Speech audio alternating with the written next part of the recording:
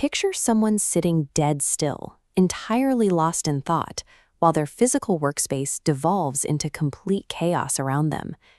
Add to that a tendency to stare blankly during casual conversation, a habit of muttering quietly in empty rooms, and a track record of disappearing for days into highly specific, obscure obsessions. From the outside, society views these traits as disorganized or even slightly antisocial.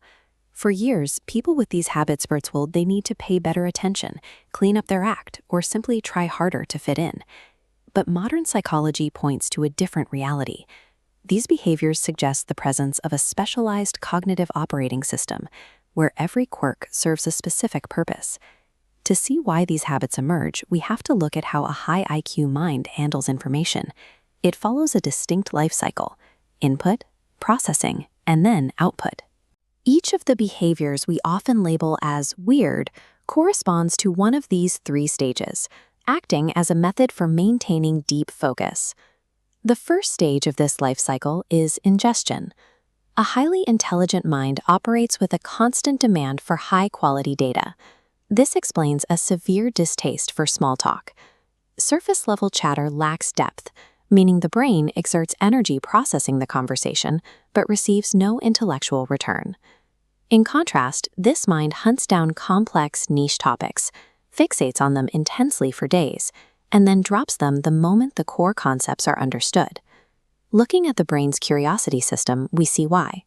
A simple social input fizzles out instantly, providing almost no stimulation.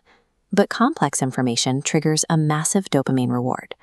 Avoiding the weather to obsess over a random historical event is the byproduct of a filtering system that prioritizes high-value data over social conventions.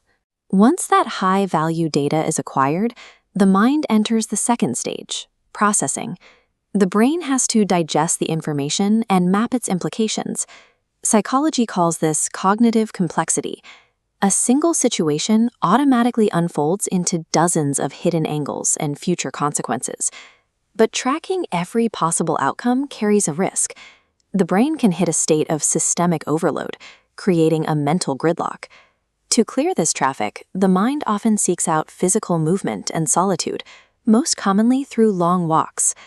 Walking without digital or social distractions stimulates the brain's creative networks. Physical movement provides the spatial freedom needed to untangle and connect abstract dots. So while pacing around in silence for hours might look like hesitation or social withdrawal, it is actually the heavy-duty work of rendering complex ideas. Finally, the thought life cycle reaches the third stage, execution and management. This leads to the phenomenon of selective organization. It is common to find a person with an incredibly chaotic physical desk, yet their digital files and mental frameworks are perfectly aligned. This split screen shows the unconscious choice the brain is making. It diverts organizational energy away from the physical environment to protect the integrity of the ideas. To keep those internal ideas from tangling during the final execution, the brain employs one more tactic: verbal reasoning. Forcing abstract thoughts into spoken words helps the brain organize those ideas and reach conclusions much faster. In this context, an untidy workspace or a conversation with oneself indicates that the mind is prioritizing internal logic over external order: input, processing, output. These 6 habits, from avoiding small talk to talking to yourself, form a cohesive cycle for handling high-level information.